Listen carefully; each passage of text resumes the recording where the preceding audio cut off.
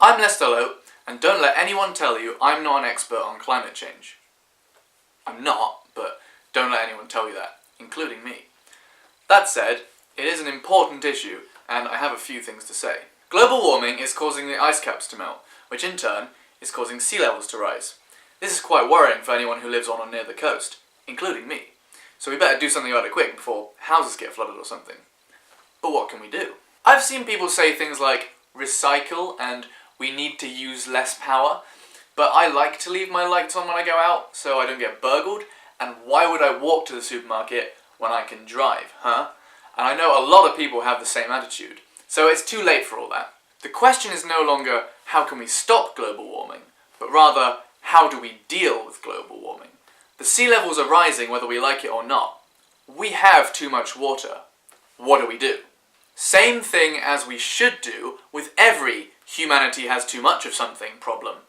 Send it into space. Too much rubbish? Send it into space. Overpopulation? Too many people? Send some into space, colonize a new planet. Too much war? Who started the war? Send them into space and they can come back down when they've thought about what they've done. So our current problem is too much water.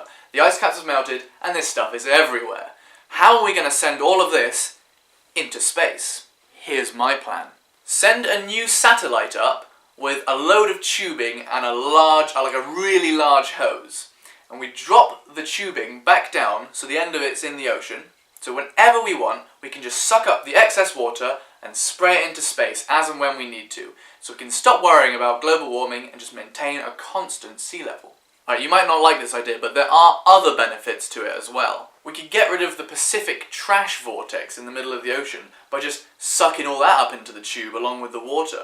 Although I think a better idea is to build a solid flotation device on top and use it for tourism, like a big garbage island. Imagine that. Extraterrestrial attack. If we ever get attacked by aliens, we can just spray their spaceships with water, and you know how cold it is in space. It will freeze around the outside of their spaceships, and then what are they going to do? Well, they might have some crazy alien technology to melt the ice, but it's worth a shot, innit? You know, they might not even know what water is. Ocean exploration. We have explored less than 5% of the ocean. That's crazy, right? So I'm thinking, if we install a huge tank onto this satellite, we can suck most of the ocean up there, and then just walk down and see what's there. And then, when we've had an explore, just put it all back again. Planet colonization. As I mentioned earlier, there's so many people. We're going to have to start colonizing new planets soon. There's not much room left on this one. And, you know, it'd be nice to start somewhere close to home, like Mars, just next door, innit? The only problem with that is, there's no water on Mars. See where I'm going? You get me? Sprayed out. Some people might argue that just allowing the ice caps to melt is a bad idea, but have you got a better one?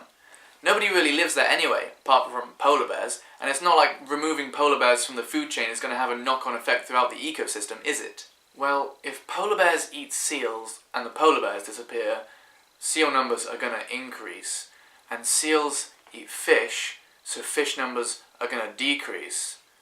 But, like, my space tube is probably going to cause fish numbers to decrease anyway, so, you know, they're going either way. Enjoy seafood while you can. So, NASA.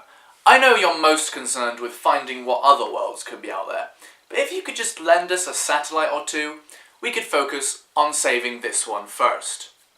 Or at least, stop my carpet from getting wet. Thanks for watching. See, this is exactly what I was talking about. Thanks, NASA!